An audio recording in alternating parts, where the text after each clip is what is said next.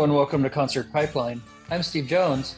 Today on the program we have Burrito Brothers. I had a chance to talk to Chris James of the Burrito Brothers, and we talked about their new album together. Dug deep on a lot of their music, and went in a lot of different cool areas. We had a really great conversation, and we'll get into that in just a moment here. Before we do, I'll kind of unpack a little bit about my week. The first thing that really comes to mind is something that's, just a reminder that how temporary life is. And I'm really starting off, pretty heavy, I feel, even probably with the music still under in that first minute of the show. But it's, I got a reminder of how temporary life is when someone who reports to me passed. And it's challenge. It's just challenging. He reports to my organization. I didn't know him super well, but having to let his manager know and his team know, and have the conversation a lot. Talk to his dad. I talked to his dad a couple of times this week, about losing his son, and sending my condolences, and all of that. And that was just really challenging, and just reminded me about how temporary life is, and that we should live it up as much as we can. Show those that you care about that you care about them, give them a hug when you can, that sort of thing, because you just never know. And I've had that, come by me a couple of times. I haven't dealt with a lot of loss in my life, but when I have, it's not easy. I don't think it's easy for anybody, but it's something you always got to slow down and take a moment and really process. And I had some of that processing this week. So working through that. Kids did a lemonade stand yesterday, and with two of my daughter's friends, and they brought in about $100. My daughter's out with her friend again right now, doing a lemonade stand actually, and making some money. So I figure better for them to make some money, earn some entrepreneurial skills, than to be doing something else or stuck inside all day on their devices. And at least they're outdoors and engaging. So I encourage the lemonade stand process, because they have to pay for some supplies. They have to sit there. They have to be cordial, and they get some experience in the workforce with money that they want. My kids are they're a little bit spoiled, some of that comes from their mom. I do it to a degree as well, but they're a bit spoiled, and they feel entitled, and my son asks for a lot of things. So I encourage him to save his money and do chores. He doesn't want to do chores, but he did a good job with the lemonade stand, helping his sister and friends yesterday. So give him credit for that, and he earned some money on the side as well. So not too shabby. But my daughter shared an experience, that happened at the stand. I let them they're half a block away. They're like right around the corner from my house. So I can be there in an instant if I need to, but it's a good street where there's some opportunity to make some money. And she called me and let me know about a situation that had just happened, where a guy came up and parked, and said that he didn't get out of the car or anything. So they went over to him, and he said he didn't want any lemonade, but he just wanted to contribute some money. He gave them a $5, handed it out the window, and then asked for the girl to bring my daughter back. And then he was like holding a $20 bill close to his chest, and asked her if she had change. My daughter said no, she didn't, because she didn't want to deal with that. She didn't want to get even close to that. She knew better than to play whatever game she was playing. And it was just had this super creepy feel to it. And then he was like asking how old they are and that sort of thing, and just being super creepy. And so they walked away, and they got out of the situation. She let me know immediately, they were safe. But I told her, I was like, okay, yes, you did the right thing. Thank you for calling me. Thank you for letting me know. Next time, really just make sure you get the license plate if you can. And also either write it down, memorize it, something along those lines. You don't know if you'll need it. He didn't break the law, because unfortunately being creepy is in itself is not against the law. But it's not. It wasn't appropriate, and if it comes around again, I want to make sure we're prepared. So we aligned on how to handle the situations, and she will absolutely call me if something is up. So that's concerning as a parent. You just got to be careful, and especially if someone else's kids are involved. Also, you just in there and you're under your responsibility technically, right? You want to be super careful. Um, and that's interesting stuff in my life. Nothing else too crazy going on with that. So I think we should get into the program, and because this got pretty heavy a couple of times just in the first couple of minutes of the intro. So let's go ahead and let's bring Chris James in from Burrito Brothers. Okay. Well, Chris, how's your day treating you today? We got through all the tech difficulties to get here. So yeah, tell me about your day. Well, it's been all right. A little bit hectic in trying to get connected with you, and I sure do appreciate that you've been so patient and kind about it. And now we finally get to talk. We get to do it, and we're going to talk about Burrito Brothers, of course, and your time with the Burrito Brothers, the new album. We have a lot to cover on the Burrito Brothers side, but let's go back a ways if we can. I'm interested kind of in what music you were into, kind of what your parents' kind of influence was on you as a kid. What was around back then that kind of influenced you? Enormous influence from my father. He's a musician. Well, was he died a little over a year ago, and named Alfred James, and he played trumpet and flugelhorn, and he always had musicians over to the house and always was in bands, even though that wasn't his first career. He was an oil geologist, but he was so into music that we were around it all our lives. And I think it's no coincidence that of his four boys, all of us played music. All of us went into music. Like, for instance, a real fond memory I have was that he had us, my older brother and my younger brother, that's Fred and Peter, and I sit down and saw the Beatles on Ed Sullivan when they debuted 60 years ago in February. And he knew that we would be interested in that. I was not old enough. I was 8 years old. It wasn't on my radar. I wouldn't have known and said, "Oh, can we please watch?" He just knew it was something that was happening that the kids would probably like. And I appreciate that a ton, because I mean, what a cool thing to think I actually saw the Beatles debut and that kind of thing. He just always nurtured. He gave me a really great piece of advice when one day when I was a teenager and was frustrated that I wasn't very good. He said, "It doesn't matter what you know, because you're always going to be learning. There's no such thing as reaching the finish line. There's no point where you know it all. So just climb on board and you gradually learn more as you go." Yeah, that's good. That's good advice. And you mentioned your brothers. One of your brothers was in the Burrito Brothers at some point, right? Like, Yes, which marks the only time the two actual true siblings were in the Burrito Brothers. That was from 2010 to 2013, I think. Fred quit after a few years. yeah, He kind of only came in. I wouldn't say reluctantly, but he was more of a producer and songwriter here in Nashville, who found the first contact for us to reconstitute the Burrito Brothers, to start it back up after it had kind of wound down the year before. With every time some version of the Burrito Brothers thinks they're calling it quits, it gets started back up. There's always some record label or promoter who's interested and talks some of the guys into starting it back up. And Fred had learned, that's my brother, had learned of a guy in England who wanted that. And he said, there's got to be somebody who could be a viable version of the Burrito Brothers here in 2009. And as we started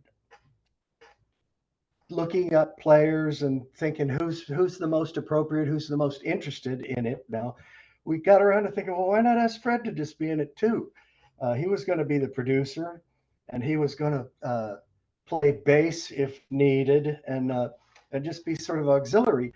But he ended up in the group for a little while there, and then he kind of went back to what he does the most. Yeah, and that wasn't the first group that you've had with Fred though, because you had the James Brothers band also with him and David, right? Yes, and that goes way back. That's when we were just young adults, first becoming adults when we left our hometown of Wichita, Kansas. Uh, this would be even in the 1970s, the early and mid 70s.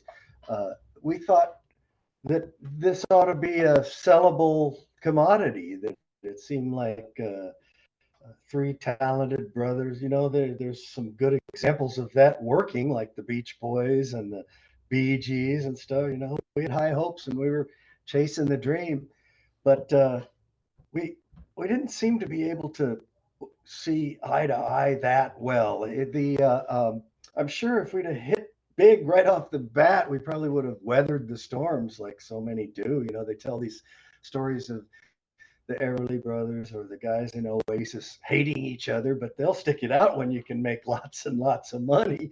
But that didn't happen for us. And Fred, being the eldest and pretty darn headstrong, and I have to admit, I was a later bloomer. And so even though I'm just 1 year younger than him, I was behind him in development of musical talent when we started out. So Fred saw it as his band, and then David and I really started thinking we don't want to be in Fred's backup band. We wish to be equals. And it just came apart. David and I went on from there, kind of hoping to do an Everly Brothers type thing, just the two brothers. And that was the James Brothers band for about 5 or 6 years. That kind of went a little better. We didn't have any big success worldwide or record label wise, but we really worked a ton. We got agents and played gigs, and we were at that age where you're really ready and able and willing to do that. Yeah. And did you? How far did your gigs get you? Did you get to tour fairly far with that band?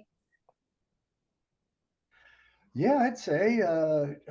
Let's see. I guess the only thing out of the country we did was a couple visits to Canada, but we went all over the United States, and we actually also were still essentially free agents, where I remember getting various gigs as a keyboard player, and David would get gigs as a bass player. I got to go to England and Germany and Switzerland, all through Europe, with a few different acts, with Bobby Bear especially. After having played a tribute to Gram Parsons in the early 80s, it kind 86, of right? introduced me to that camp. Yeah, I said, okay, mid 80s. Okay, yeah. It's all so long ago now. It's been a bit. It's been a minute. It's not a quiz, really. I'm not. I'm not testing you, but yeah, yeah. But I know that that show was kind of the what led you to, to the Burrito Brothers ultimately, right? In a roundabout way. Oh, absolutely. Yeah, that opened the door. Yeah, in fact, and not that roundabout, because on the 1986 show, the Burrito Brothers were based in Nashville, and it was just two guys at that point. It was John Beeland and Gilbo, and we played this Gram Parsons tribute that uh, any act who wanted a band but didn't have a band with them just went to a rehearsal earlier in the week, and I was lucky to be in the stage band. And so when those two Burrito Brothers got up to play their set, I was on keyboards and backup vocals. And so from that day on, I was able to put in my resume that I'd played with the Burrito Brothers. And then there were a bunch of other ones too, like Vince Gill and Rodney Crowell and Foster and Lloyd. The list goes on, and Bobby Bear was one. And so kind of getting thrust into that circle, that family of musicians who all knew each other, was a something of a dream come true. It got me started on this path. Yeah. And I know that growing up, that Burrito Brothers was a band that kind of influenced you, well before you were even in the band, right? Like, so tell me kind of about Oh, that without a that, doubt. that process of kind of going from. Did you see them live? Were you listening to their albums? What was it that kind of made you a fan? And kind of tell me about going back to that years later and to when you got to be in the Well, band. mostly, yeah, mostly just being a big fan of getting every record when it came out. I had every single one, right? And that's kind of neat because the earliest ones were way under the radar. As much as Gram Parsons is now iconic, cult, famous name, they really weren't in those days. In fact, that tribute in '86 was designed because the guy who organized it, Argyle Bell, felt that Graham Parsons was deserving of widespread recognition that he really didn't yet have at all, not at that point. And those albums, even though they're considered classic now, were not big sellers. They really weren't big hits. They were sort of greatly appreciated by a smaller audience who felt like they were in on something special. And I love the Byrds. And so when these guys left the Byrds to start the Flying Burrito Brothers, I got that album. And actually, I admit, being so young at the time, probably 14 years old, I think, it threw me. I didn't fall in love with it immediately. It was different. It was a whole different kind of approach, and it sounded more country than what I was used to. And although I never had a aversion to country, but I fell in love with it pretty darn quickly, and then stayed on board for all the rest of the albums as they went along through the years. Yeah, and so, kind of when you joined the band officially, kind of in 2009. Tell me kind of about that experience, kind of joining the band. What did picking up in the band, and this band is like, a relay race where there's a baton handoff kind of at certain times, and so many people have gotten the opportunity to be members of the band. What was it like for you to get to kind of jump in and be a part of it? Like, did you start recording albums, or did you start playing shows? Oh, it was a dream come true. And we started recording. The first deal was that we got a record deal. That's what my brother Fred had lined up a label in England. What was the name of that label? Right now we're on Store for Music. I think it was called SH something. That's weird that I can't remember because it's also three letters that start with S. But anyway, their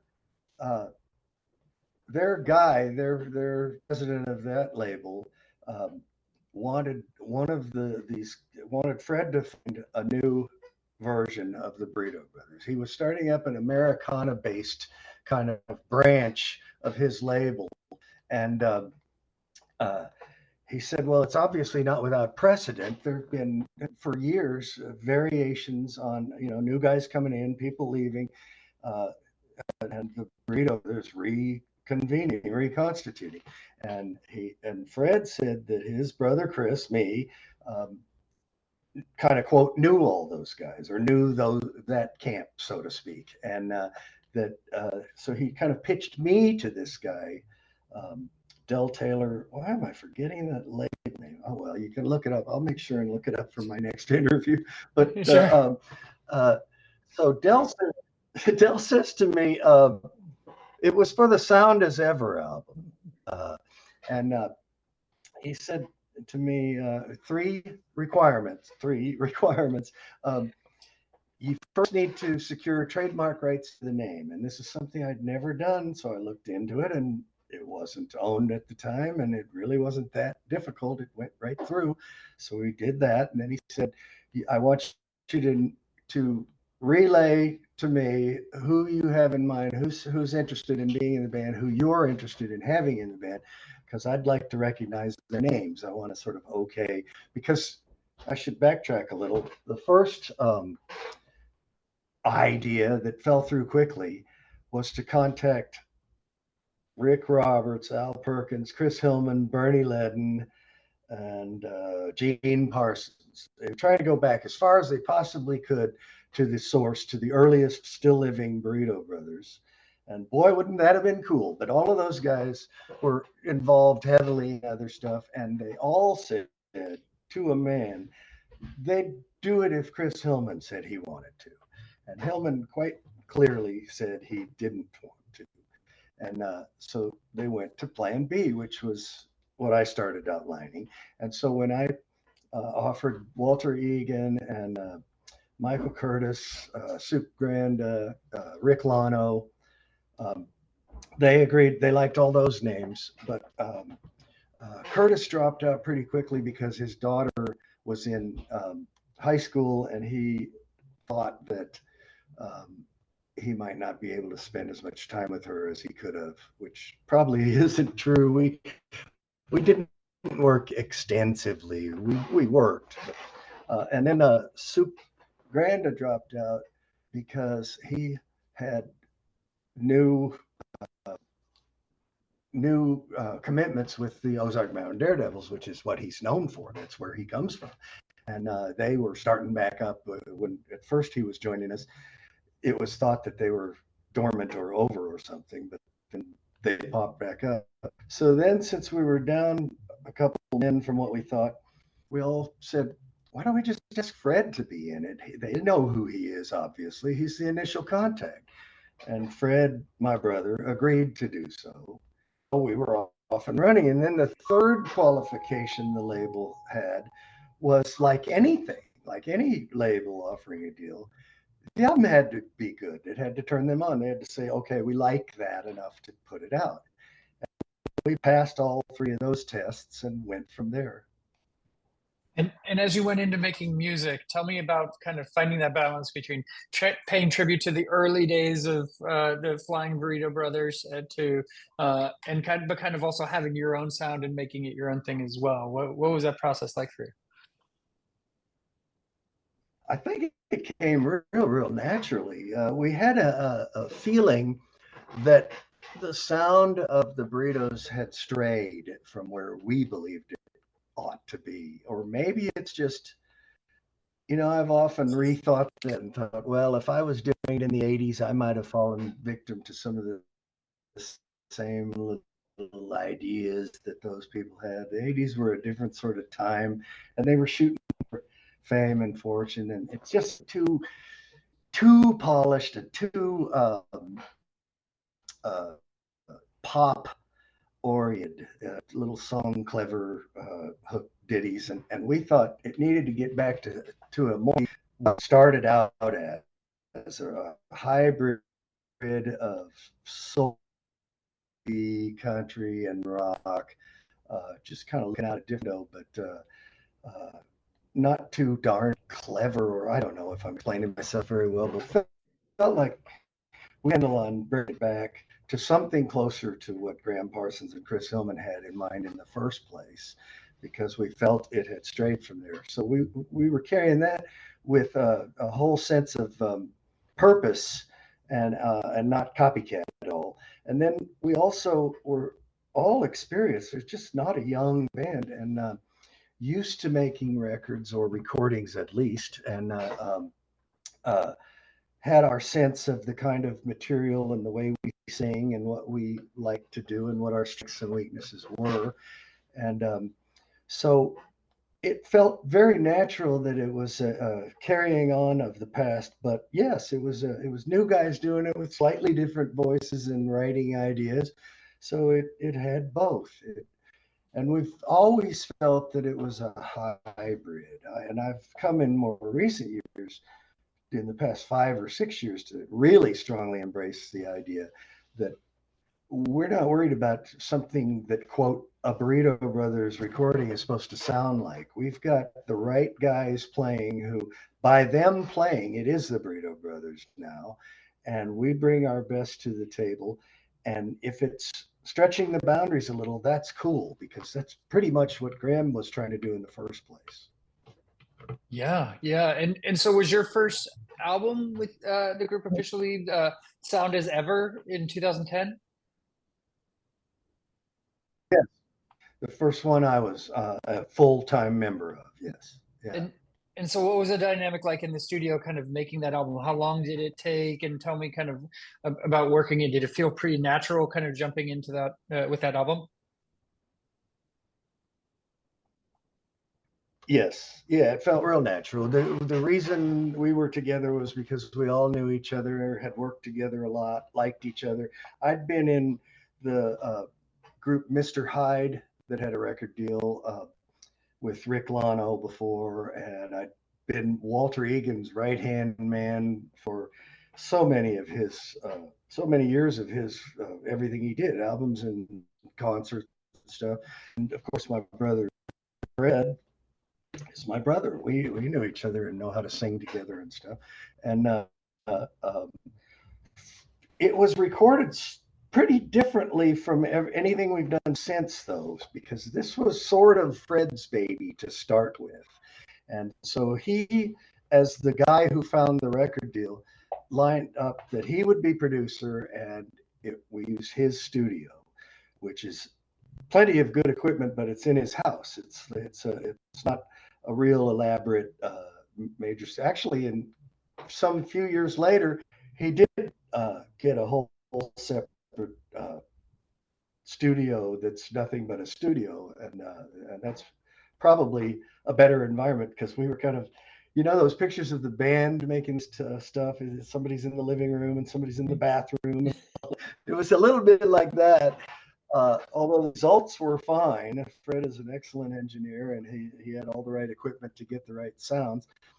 But every album we made since was in a pretty major, like, real deal studio here in Nashville. Yeah. Oh, and it didn't, just how long it took. It really didn't take very long. We were very efficient. I think something like over the course of about a month, something like that. Yeah. Okay. Gotcha. So 2020, you put out the notorious Burrito Brothers, and I mean, the timing was just really rough because that was an album that you were pretty proud of. But it came out March 6th, 2020, and well, a week later we were all pretty freed up, but not in the great sense of being able to, sit down and listen to music and everything. I don't know, everybody was freaking out, right? So, and you weren't able to tour like you had planned. Like, what was that experience like for you? Yeah. Well, it's as good as enough, if that's a word. I'm quite a bit. We weren't out in the world, really. Everybody was hunkering in, isolating, and trying to avoid contact and COVID. But from here in the safety of my home, I knew that we had an album out there in the world, and I got to talk with people like I'm doing with you about it. And in my looking back at it, it seems like it could have been a lot worse. That wasn't too bad. Although I think if COVID hadn't happened, we probably would have lined up a tour around it. It's funny because it's just 4 years later, and we're less excited, or I don't know if that's the way to put it, but we're not heavily into touring. It's an awkward answer for me sometimes when people ask, where are you playing next and when are you touring? We haven't actively pursued that as yet, because being the age we all are, we're not the kind of band that's going to hop in a van and go drive for a month or 2 months and play a bunch of clubs. What we do is get the occasional nice opportunity, a festival or some good show here in town, or maybe a short-term thing. We're really hoping to get feelers out to play in Europe, since our deal is based in England. But I think it's completely viable and valid to, in most ways, focus on just making great albums. This is not without precedent. There are groups that went before us whose main deal was to make great albums, and then they might have occasionally played a little here or there. I must emphasize that we're not against play. We're fully ready to play anywhere, but it's tricky to try to talk to an agent who wants to get you just out humping in the road where you're not with your families and friends. And at our level right now, they're not offering massive money. So we're in this in-between place but it's beautiful because we get to make beautiful albums, and we sure do appreciate that. Yeah, and that's okay, right? I mean, you can be enjoy making the music for yourself, and Oh you yeah, know, when a show comes around, that's sure that works, sure, but no pressure, right? You don't have to. Yeah. Um, yeah. If anybody out there watching this wants to offer us a good night playing somewhere, we're definitely ready, willing, and able. Excellent, excellent. And the next year, you made a solo album. Looking back over my shoulder, like what? Tell me about that. Kind of going into making an album yourself outside of the Burrito Brothers. And I mean, what did you do that kind of during the whole COVID process? Yes and no. It was so easy for me because it was already done. I was in the process, having recorded and loved recording and made what I believe. I hope it doesn't sound conceited. I hope it just sounds confident. Looking back over my career, I really, really like a lot of recordings I've made that never got any big attention. That I'm sure I made them hoping they did, but somehow fell in the cracks. And to now be a little more recognized, have the Burrito Brothers website and have a record deal for the Burrito Brothers, uh, compiling archival material that's the best work from my really concerted career of loving music deeply and loving recording for my whole life. Um, it wasn't too hard to find whatever that is, 14 tracks through the years. This was not a project that I'm going to go make a solo album and then started work on. It's a compilation from my lifetime. And that's why it's called Looking Back Over My Shoulder. And it was triggered by first doing exactly that with the numerous tracks that I've recorded over the years with various members of the Burrito Brothers. There were just so many times that somebody who at some point was in the Burrito Brothers and I recorded together, and in most cases, a few. In even some cases, everybody on the recording has had a time in the Burrito Brothers because there's been so many in the group for one thing. But we compiled for sale on our website two albums called Sidelines, or Sidelines and Sidelines 2. And those are collections from the archives of Orton Dre Burrito Brothers tracks. And after having compiled two albums in such a way, why don't I just put one together of my own? Because I knew the one big difference why this is my solo album is that these are the tracks that don't have guys from the Burrito. I didn't for 40 some 50 years only record with guys who'd been through the revolving of the Burrito Brothers. So I picked my favorite tracks that didn't qualify as that. And so it's sort of my solo album. And that's how those were put together. In fact, I should mention that here's the Together album uh, that we're promoting. And on our website, you can get the collectible Together Deluxe, which is a 2-disc set where I went through the same process of compiling associated demos, the demos that were of the songs on this album, or a couple tracks that we ended up leaving off the album, a couple live things we did, just a accompanying bonus disc to go with Together. That's just a limited edition collectible, only available on our website. But the main album really is the Together album. Yeah, yeah. And so speaking of the Together album, right, and that So bonus I guess I material, like archiving stuff. yeah, it sounds like it. Is that the last track, that all that bonus stuff that's on the album, the 16-minute track, that's kind of a compilation of a number of songs? No, actually, that's new. The first disc, the Together album, is all completely newly recorded cohesively as a project intended to hang together. And we just loved the idea of creating a suite. And so we took, yes, odds and ends. I well, mostly I probably am the principal writer of, but it had other input from the other guys, uh, and segued them into each other and came up with uh, just a flow that we liked, and ended up with a 15 or 16-minute suite that we felt like was a really neat way to end the album. It is, and you literally end with the words "Okay, bye" on the album, which is a very Yeah, fitting way to end, that's right? my dad. That's my dad. Yeah, that's my dad. He just passed away, and he's such a Yeah. mentor.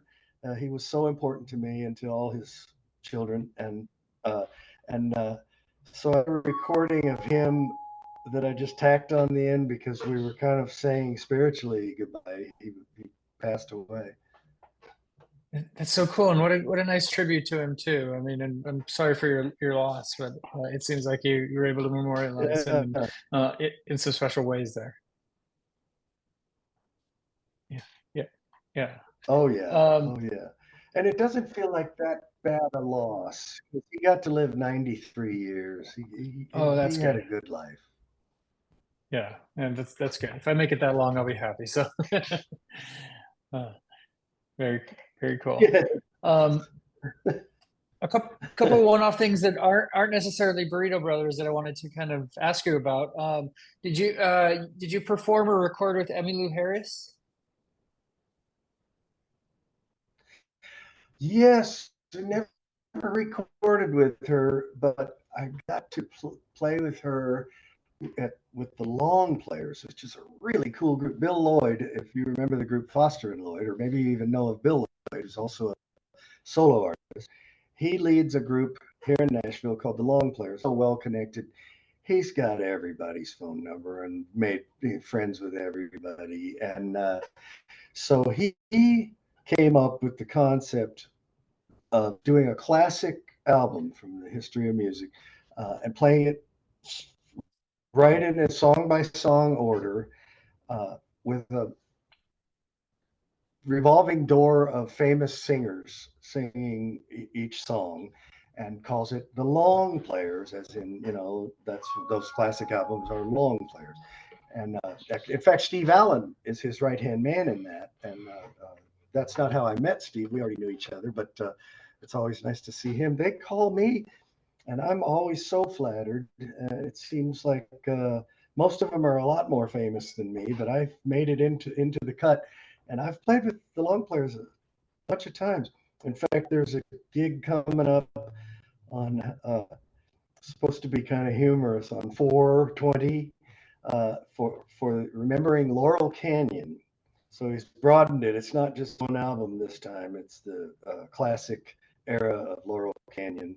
In my case, he asked me to do a Doors song. I'm going to do Roadhouse Blues.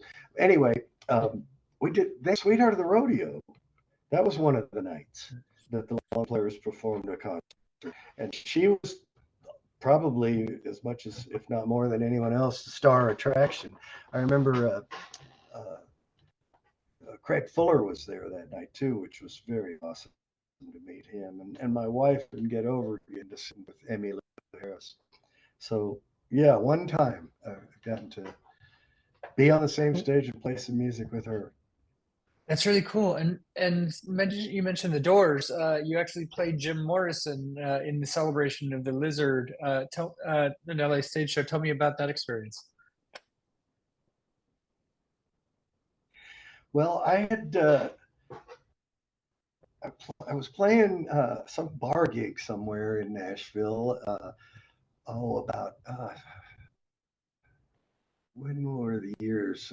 Probably early to mid 90s, I think. Maybe once again, I'm slightly off, but pretty long ago now. And this music biz lawyer here in town who I was friends with, met during the Gram Parsons tributes that Argyle Bell put on, named Randall Harris, was a huge Doors fan. And he heard me sing probably Roadhouse Blues that night. And he said that he thought I did it better than anybody he'd ever heard, and that I even kind of looked the part, and that he had some ideas. He had a whole bunch of, he had a briefcase full of cassette tapes that were bootlegs from Doors concerts and outtakes and studio stuff, unreleased Doors stuff. And he had the idea, he owned his own studio, and he offered that we make our own Doors-like album, make an album as if we're the Doors. And I got Mike Webb and Rick Lano and Bob Hatter were in on it. It was pretty much the Mr. Hyde group. And we made our quasi Doors album. It really came out nice. We thought we might be able to shop it and get a deal, but it didn't happen. But what did happen was he sent that out there to LA when they were putting together a play called Celebration of the Lizard, and the lead character was to be called the Stranger, and that was the audience was to see that was Jim Morrison, but they didn't come right out and call him that in the play. He was called the Stranger. And I believe Ray Manzarek heard my recordings, and they saw a good promo shot, a good publicity photo, and asked me to come out. And the main audition was in a studio with Ray Manzarek there. And I loved that because I don't have much acting credentials, but I knew how to conduct myself in a studio, and I love to sing. And so it wasn't intimidating, it was enriching. It was like, oh, cool, great. And so I passed the audition, and turns out all the rights of permission to do something with, see, this play was comprised of lyrics or poetry writings from Jim Morrison juxtaposed to create a storyline. And so it required rights from the Morrison estate. And at the time, that was really, really convoluted. Jim left his legacy. He left his, in his will, everything to Pam Corzon, his girlfriend, but she died just 3 years after him. So her share became the property of her parents, and they were decent and agreed that it shouldn't leave out Jim Morrison's parents. And somehow all rights to anything new put out by Jim Morrison's work had to go through the Morrison and the Corzon parents. And this play got started, and I'll always believe, even though they didn't come right out and say it to me, that the plug got pulled after 2 or 3 months because they just didn't think it was going to make that much money. We never had a debut. We never actually performed the play. We had rehearsals. We made further demos. It was heady for me because I, passed an audition with Ray Manzarek, and they started getting acting lessons and rehearsals, and it was really cool. But then it didn't come to anything. And since I'm not completely unknown, and the guys I had worked with making those recordings, once I came back to Nashville, they said, I remember Webb especially saying, let's do this out in public a little bit. You're good at singing Jim Morrison. I think it'd be a blast to just play some shows like that. It was never our first career choice. It was a sideline. It was just something fun to do. And we called it the Lost Sideshow because that's a quote from one of Jim Morrison's poems where he refers to a girl he had a one-night stand with as the star of a lost sideshow. And we thought, well, what we're doing is sort of a lost sideshow to the legacy of the Doors, because it's not really just a Doors tribute band. It was a variation on that. Yeah, well, that's cool. And one more segue from. I still wish somebody put. Oh no, go ahead. Yeah. I still wish somebody would put out that album. We made a really nice album that sounds like the Doors and isn't the same material as any of their albums. It's devised from these leftover things found on bootlegs that were terrible quality recordings. So we thought, hey, wouldn't it be neat to hear these songs done up well? And then I'd intersperse, largely probably from the experience in the play, dramatic readings of Morrison's poetry, which is something he did in Doors albums as well. and we made our Quasi Doors album and called it The Lost Sideshow. I think it's quite good. It's pretty cool. One day it will surface. It'll get out there sometime. I'm sure it still Yeah, exists out there and yeah, can happen, right? So yeah. Um, yeah, yeah. so a segue from Jim Morrison to the last person who interviewed Jim Morrison, Ben Fong-Torres. You were referenced in his book Hickory Wind: The Life and Times of Gram Parsons. Did you know Ben? Did he ever interview you? Like, or was that just a reference? Where did that come from? No, that was a beautiful, but it was a surprise. It was just, oh my, that was just wonderful for me, for sort of legitimizing my desire to be involved in this camp. Um, he referenced that Graham's widow, Nancy Parsons, or I'm sure I think she remarried. I don't know what her later name was, and was there with their daughter Polly, Graham's daughter Polly Parsons, and he says in the entry in that book that I really immediately became aware of. I mean, I bought a copy as soon as it came out, and not knowing anything about being referenced in it, just that I love Gram Parsons so much. Of course, I would get that. And he says, she leans over and says, "Don't you feel him here right now?" And it's when it says the keyboard player of the night, Chris James, and Holly Tashin began singing. Gosh, what song was it that we were singing? He named the song. I should be ready for this kind of stuff. Look it up. I can't remember. Maybe it was Love Hurts. I'm not sure. But when we were singing, the mother leans over to the daughter and says, "Can't you feel Graham's presence here now?" Well, that's marvelous. That's just magnificent that would be cited as having happened when I'm up on stage singing. And so that was just a gift from heaven. Yeah, yeah, that's so cool. And I got to interview Ben Fong-Torres a handful of years ago for our 200th episode. Actually, I went to his house in San Francisco and interviewed him there, and got to talk to him, about his last interview with Jim Morrison and so many other great things. Oh, there you go. It's in the book. You got it right there. Polly mentions to the audience, "I love you, Daddy, wherever you are." And then Holly Tashin and Chris James, the house band keyboard player, then serenaded Polly with Hickory Wind. Oh, I should have remembered that. Hickory Wind, also used as Boom. the book title. Cece stared at Polly, turned to her mother and said, "Mommy, do you see him? Do you see him right?" And Nancy looked and she saw Graham. "Does anybody else see him?" "That doesn't matter." Wow. That's awesome. Get it right there, ready to go. See, that works. But yeah, he was a really cool guy. Yeah. I mean, I became familiar with Ben Fong-Torres through the movie Almost Famous, actually, which is like one of my favorite movies of all time. And, Oh, yeah, I mean, such a great movie, and he's portrayed in that movie. yeah. And I'm sure I have that. I'm sure I have that interview with Ben Fong-Torres.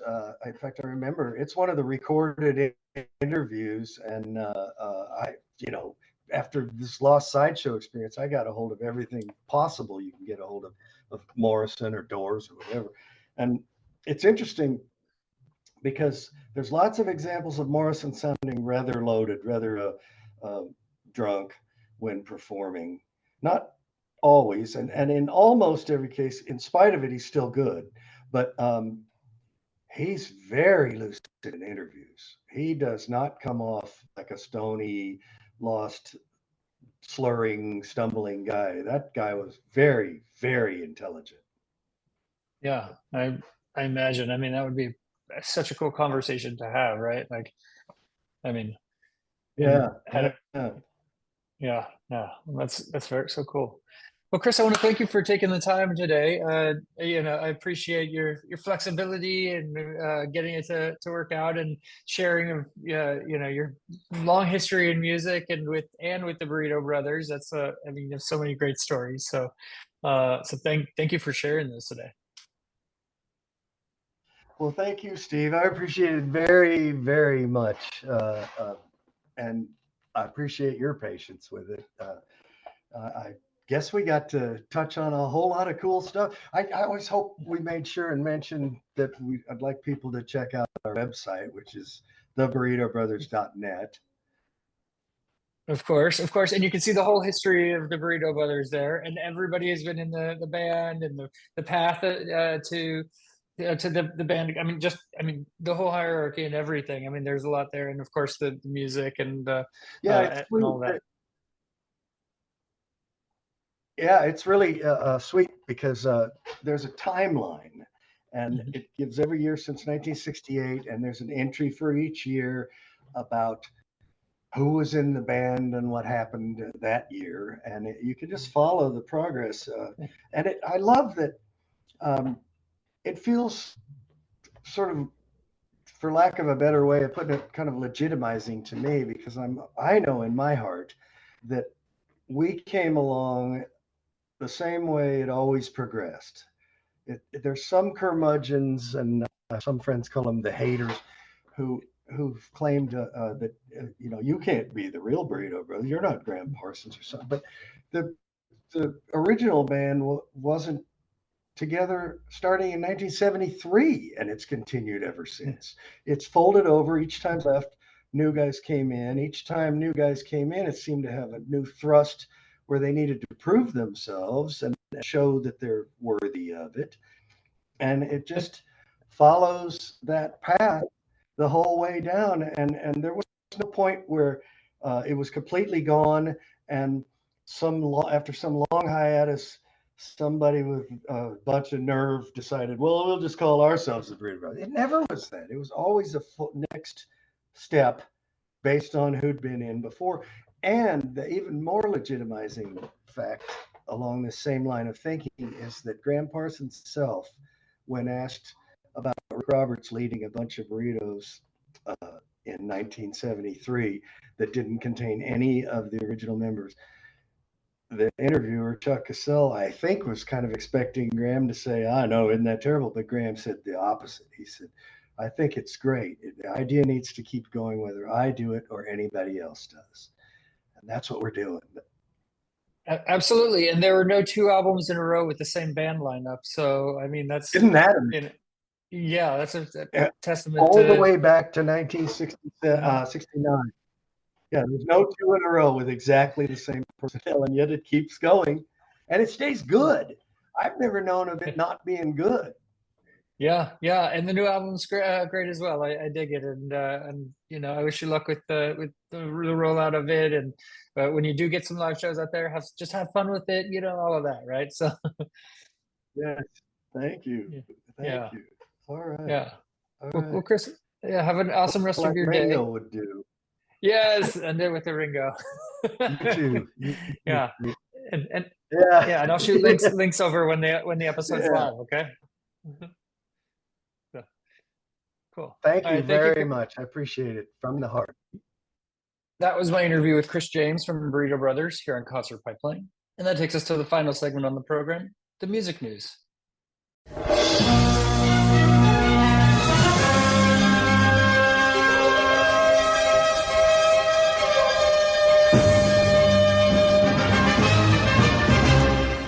I got a couple stories to wind out the program here, so we'll do that.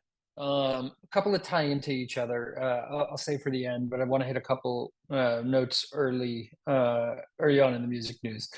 Pharrell Williams quietly released his new album, Black Yacht Rock Volume 1, City of Limitless Access, and it was his 51st birthday, so he rolled out this album, and it's a 10-song release available exclusively on blackyachtrock.com, It's unclear who worked on the album, but Williams' voice is prominent throughout. It's also not even clear what the album is called, but the cover art suggests that it's titled Black Yacht Rock, Volume 1, City of Limitless Access. And maybe that's by a group called Virginia.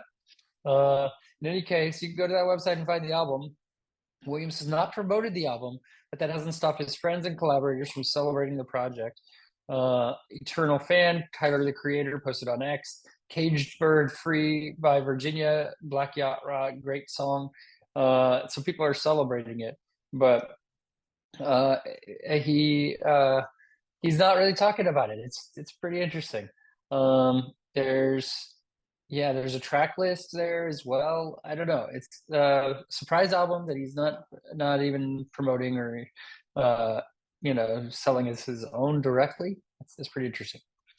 All right. Olivia Rodrigo brought out Noah Kahan for a surprise stick season duet at Madison Square Garden. She said, I think he's so great and he's very inspiring. She named him as a dream collaboration back in January. And she was able to manifest that dream collaboration by bringing him out on stage. So, I don't know a lot about Noah Kahan, but my daughter really likes his music and is a big fan. And I've listened to some. And there's a lot about drinking and smoking, and which is interesting because my daughter doesn't do that and she's young. But I don't know why the youngins are into that too much. But he's very folksy. I don't dislike his music. I actually am kind of into it, and I've listened to his album multiple times because, she's into it, so I'm going to give it a chance. And it's not Taylor Swift. And so I've given it a couple listens, and I bought tickets for my daughter for her birthday, which she doesn't know yet, for her and a friend to go, and along with me to see him. So that's exciting, I guess. Should be a good show. I mean, it's not unlistenable music, so I'm open to it, and she's going to be super excited, I'm sure, when she gets that birthday gift in a couple months here. So cool little collaboration. All right. And then the last music piece before I get into the final kind of big story is about Gene Simmons and Kiss. Gene Simmons claims Kiss's catalog sale was not about money. It's about enjoying life. I'm certainly blessed. And they sold their catalog this week. He said it felt like the natural thing to do. The global entertainment and music investment firm Pophouse announced that it had concluded an agreement with the rock veterans, acquiring their music catalog, brand name, trademarks, and likeness, which includes their signature face painting designs. And in an interview with People, the bassist and co-founder of Kiss explained that the sale of the band's catalog was the natural thing to do, insisting that they weren't looking for it initially. He says, life happens when you're busy making important plans. We were planning our respectful, proud walking off into the sunset because we've been touring. We had been touring for half a century. Simmons added that he didn't want to continue touring until they couldn't anymore, joking, I don't want to go out there with my walker. And this apparently was done to further develop and expand Kiss's legacy globally, as well as preserve their image and music for generations to come. So that's interesting. I guess Kiss doesn't own their shit anymore. They sold it off. There was one other story. Spotify has now officially demonetized all songs with less than 1,000 streams. Around 60% of tracks will not qualify for the new threshold. I don't want to give that more, of a platform than it needs to, other than to just leave that and say that sucks. I mean, I know 1,000 streams isn't a lot, and it's surprising that 60% of their songs out there have less than 1,000 streams on them, but you're not going to make shit. You can't even make $1 off of 1,000 streams, I'm sure. But to say you're not getting shit is just a slap in the face to those artists that are really trying. And maybe that 5-cent check that they get for 1,000 streams gives them the inspiration to continue to play and put themselves out there and market their music and what have you. But if they're not hitting that level, it just probably demoralizes more than it does anything for Spotify itself. Pretty unfortunate. So last story I want to do is about Kurt Cobain. We just had the 30th anniversary of his death on April 5th. and it's super sad. And a lot of people have paid tribute to him, of course, who respect his music, his mark, his how he shook the music industry. Chris Novoselic paid tribute to him on the anniversary of his death. He said he had this charisma, this intensity that was and still is compelling to people. Chris Cobain rose to prominence at the end of the 80s. Novoselic paid tribute to his former bandmate in Mojo, where he recalled the opening to their In Utero North America tour, which began in Phoenix. He remembered Cobain as the one carrying the show. We were trying to be professional, he recalls, so we put on a show for people, an acoustic section, an amazing stage set. It was all about being a world-class band. The shows rock.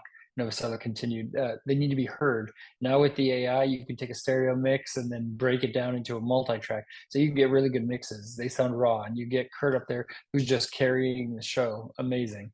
So he gave a tribute. Frances Bean Cobain, Kurt's daughter, posted on Instagram also. And I want to, I mean, it was a pretty lengthy post, but I want to kind of hit some of that if I can, because it's pretty touching. He posted a picture of Kurt's hands, which was a picture taken by Michael Stipe of REM. He said, 30 years ago, my dad's life ended. The second and third photo captured the last time we were together while he was still alive.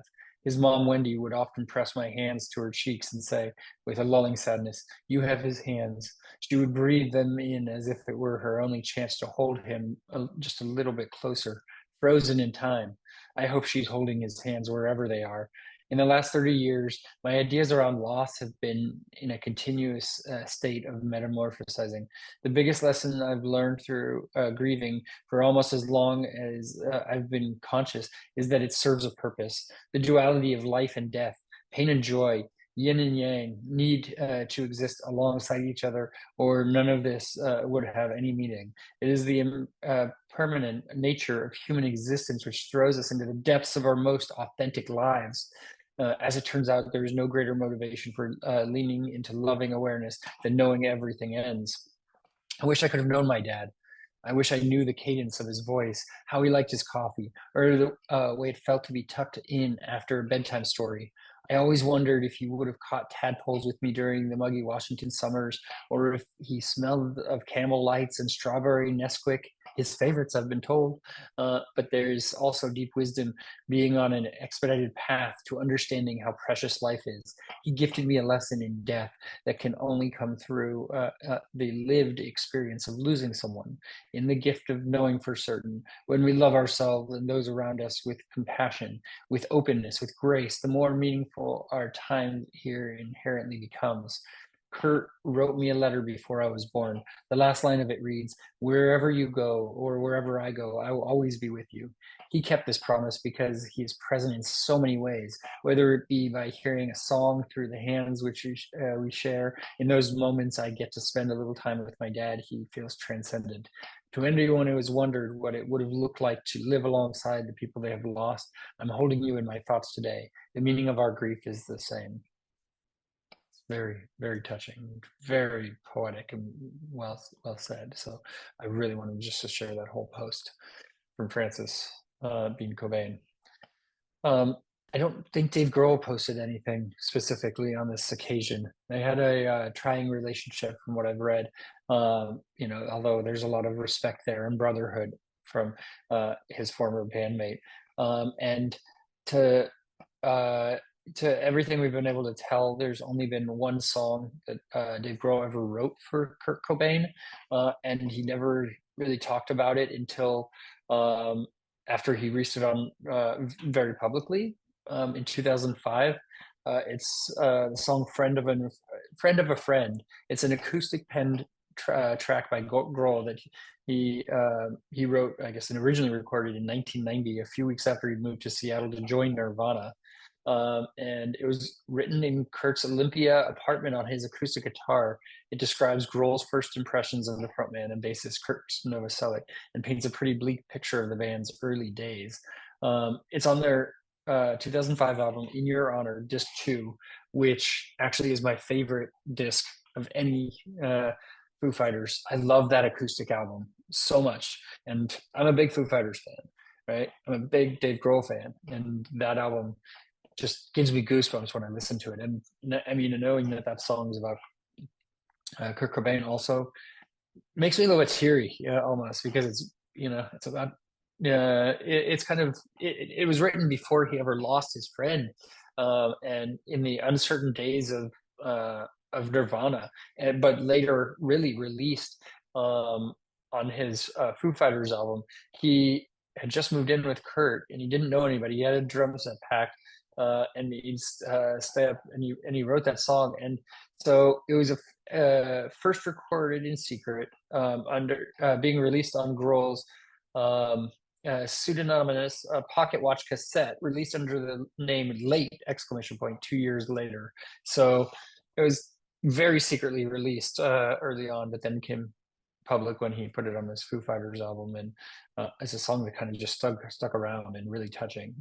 And so I wanted to end with that as well, and thoughts to Kurt Cobain and his family, and I mean, on this sad milestone. But again, a reminder of how temporary life is, which I started this program out talking about as well. So that's our show for today. Thanks for coming with me on that voyage. I appreciate it. And not always that somber and dark, but a couple of areas that, I wanted to just keep it real with. All right. Next time on the program, we have the immediate family. I'm excited about this one because I had a chance to interview them several years ago, kind of at the beginning of COVID. I interviewed each member of the band, all as a group, all five of them on Zoom at the same time in different Zoom boxes. It was very Brady Bunch-esque. And I get to talk to a couple of them again, and they have such a great story and endless stories that I'm going to dig into. I can't wait to talk to them and catch some of those stories that they have. They also have a documentary out. We'll talk about that. And then the following week, we're going to have T-Bear, another guest, back on the program. So that's our show for today. Thanks for tuning in. For all of us here at Concert Pipeline, I'm Steve Jones. We'll catch you next time.